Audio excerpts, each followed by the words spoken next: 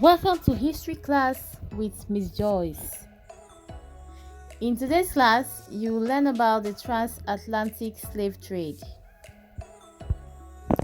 Wherein we are going to be discussing the definition of the transatlantic slave trade, the nature and organization of the trade, the reasons for the trade, the impact the trade had on the regions that participated in the trade, and lastly, we shall discuss the factors that led to the abolition of the slave trade.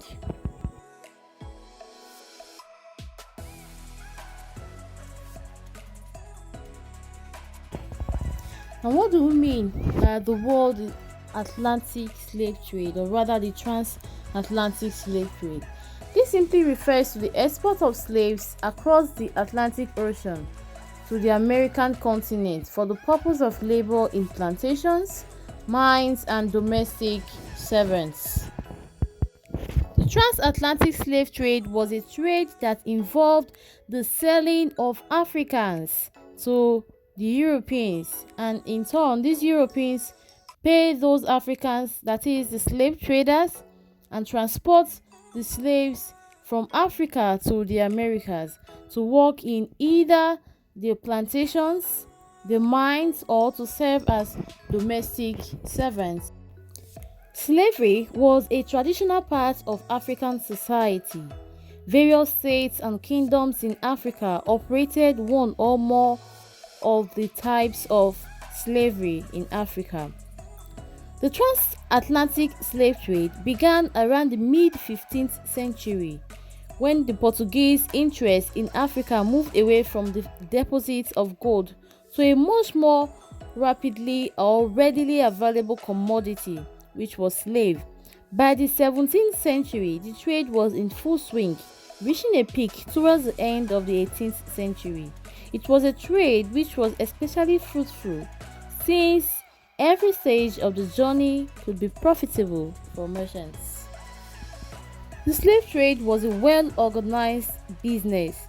Local African rulers controlled the trade and allowed the European ship captains to conduct their businesses at the coast of West Africa. The African traders would have slaves to sell to the Europeans at the coast, or could get them on demand from traders inland.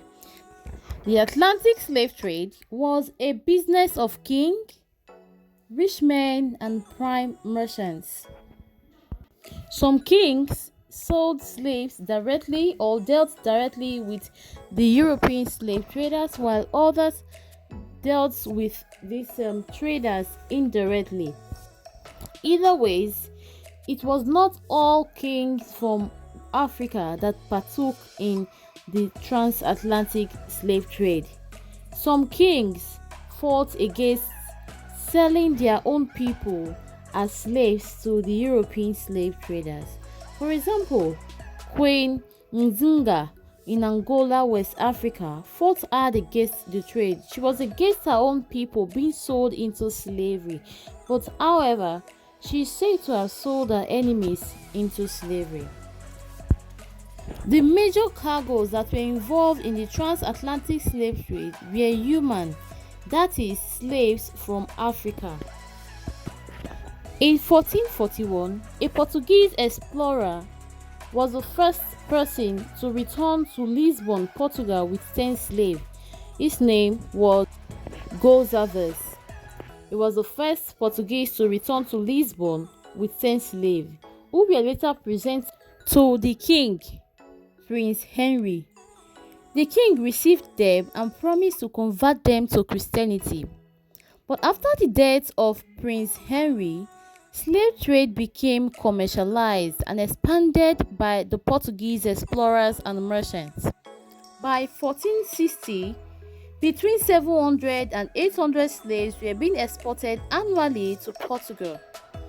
When Spain conquered territories in North and South America between 1492 and 1554, they began to establish plantations and export mineral resources.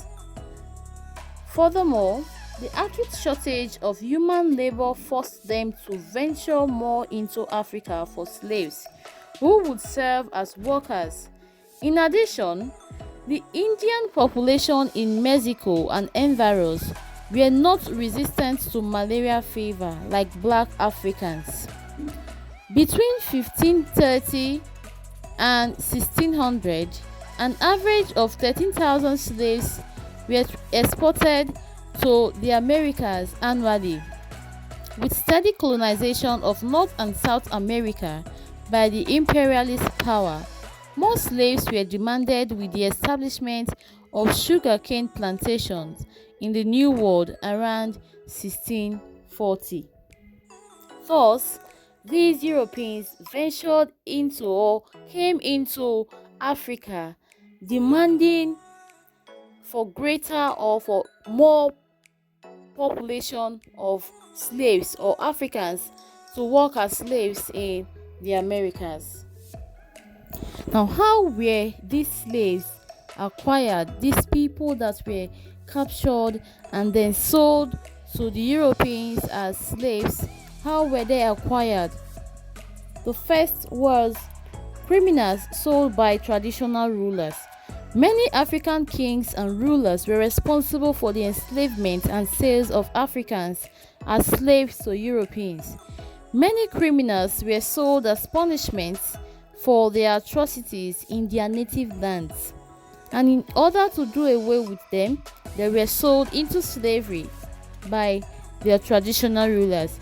In some cases, some oracles and shrines were manipulated in order to find people guilty so that they could be sold into slavery instead of banishment from their community or from their villages.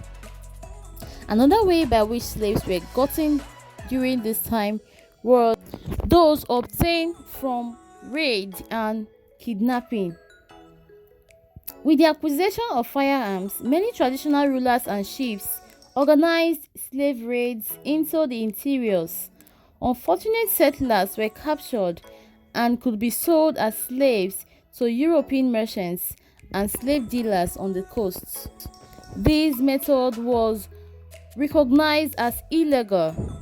Slave raiding parties roamed countryside and snatched unsuspecting youths, and these people were sold to the slave dealers on the coast. Another way by which slaves were gotten was through warfare. This could be said to be the major cause of enslavement in Africa at that time. Many wars were initiated for the purpose of acquiring slaves, but even wars whose origin had nothing to do with the Atlantic slave trade could produce large number of slaves. For example, the Yoruba Civil Wars, though inspired by political conflicts, became the largest single source of slaves during the last decade of the trade. The hostilities and conflicts between two communities usually led to the defeat and conquest of the weaker states. Women, men, and children were captured as slaves of war. They were later sold to European slave dealers as financial gains. Domestic slaves were also resold to Europeans. In order to acquire European goods, the merchandise, traditional rulers, chiefs, and wealthy Africans sold their domestic slaves. These transactions were made by Africans in order to receive guns, gunpowder, textiles, beads, tobacco, copper, and so on and so forth from European slave trade dealers. In some cases, debtors were used as slaves, that is, they were sold to these European slave trade dealers. Some persons that were heavily indebted to their creditors could become slaves, and their masters could auction them at will. Debtors, their wives, children, and their brothers could be sold to European slave traders in order to settle their indebtedness. So these are various means by which slaves were gotten during the Atlantic slave trade. Let's talk about why the trade began. Expanding European empires in New World lacked one major resources, which was workforce. In most cases, the indigenous people proved unreliable. That is, most of them were dying from diseases brought over from Europe, and the Europeans not suitable to the climate and suffered under tropical diseases. Africans, on the other hand, were excellent workers. They often had experience of and keeping cattle. They were used to a tropical climate and resistant to tropical diseases. And these Africans could work very hard on plantations and in mines, which the Europeans and the Red Indians at that time were not able to perform. And seeing that these Africans could do these things that they could not do, they decided to look for more Africans that would work in these plantations or in their mines. Hence, the slave trade began in full force. So they ventured into Africa to get more slaves or more people from Africa that would work in their plantation and in their mines. Now, why was the trade called a triangular trade? The trade had three stages, which is why it is called a triangular trade, and it proved lucrative for the merchants. The first stage of the triangular trade involved taking manufactured goods from Europe to Africa. Goods such as clothes, spirits, tobacco, beads, cowrie shells, metal goods, and guns. The guns were used to help expand empires and obtain more slaves. These goods were used to exchange African slaves. The second stage of the triangular trade was that it involved shipping the slaves to the Americas, and the third stage, that is the final stage of the triangular trade, involved the return to Europe with the produce from the slave labor plantations, which were cotton, sugar, tobacco, and so on. Impact or effects of the slave trade. The Atlantic slave trade contributed to the depopulation of West African kingdoms and empires. Many able-bodied men, women, and young people were sold into slavery. Another impact of the trade in West Africa was that it intensified intercommunal crises and interstate conflict, as well as warfare among West African states. The third impact of the trade in West Africa is that it contributed to underdevelopment of West African states and empires, which means that skilled artisans and technologists were captured and sold to European merchants. The fourth impact of the trade is that it contributed to unnecessary bloodshed and loss of lives in West Africa. Many captives died in the rigorous journey across the Atlantic. Others committed suicide instead of being sold into slavery. In an attempt to capture slaves, many towns and villages were burnt down and lives were destroyed. A fifth impact of the trade in West Africa is that the trade contributed to the late development and production of cash crops in West Africa. Their efforts were geared towards slave trade. A sixth impact of the trade in West Africa is slave trade was inhuman and was a great crime committed against West Africans. For example, the sales of men, women, and children. Another impact of the trade was that it greatly enriched Britain and France, as well as other nations in West Europe. The trade was, however, abolished in the year 1807, and there are various factors that led to the abolition of the slave trade. Number one, humanitarian reasons. Slaves were condemned by philosophers, evangelists, and activists. They argued that human beings were equal and deserved same liberty. There should be no discrimination in the area of colors and treatment. They added that it was cruel and inhuman for a man to sell his neighbor into slavery. The evangelists were critical of this view. Another reason for the abolition of slave trade was for economic reasons. Slave trade was abolished because it was discovered to be more profitable to seek in West Africa raw materials and markets rather than slaves. In view of the industrial revolution in Western Europe, slave trade was no longer profitable.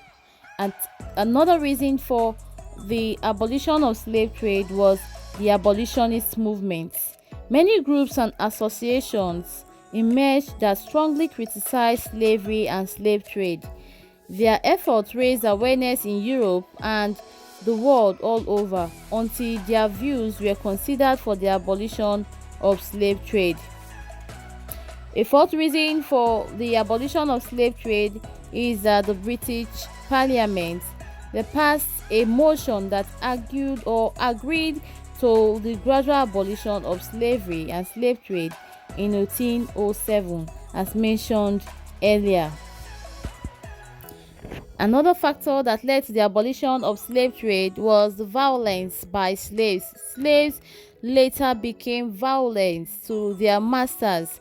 The Coromatine Negroes, the slaves from West African coasts, were reported to be leaders of slave communities, violence and revolts. These slaves were the most courageous, proud and unyielding of all slaves. They fought against their masters for enslaving them and rebelled against these masters, so it started becoming a thing of concern to the slave masters. Hence, they pushed for the abolition of slave trade. The abolition of the slave trade in 1807 later gave way for a new trade called the legitimate trade.